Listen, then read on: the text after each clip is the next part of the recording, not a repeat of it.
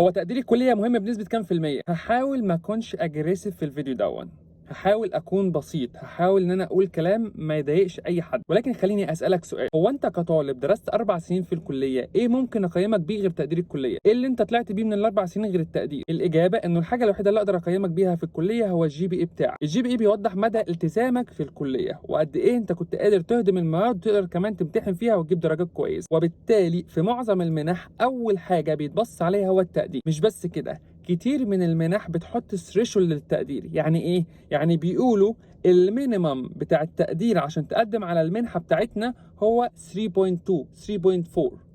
لو انت تقديرك اقل من المينيمم ما تقدمش، هما بيقول لك كده، هو ده requirement. وبالتالي 90% من المنح التقدير مهم فيها بنسبة 100%. هيجي حد يقول لي ده معناه ان في استثناءات يا محمد، ممكن اتقبل حتى لو التقدير بتاعي مش احسن حاجة. اقول لك اه، بس دي اسمها استثناءات.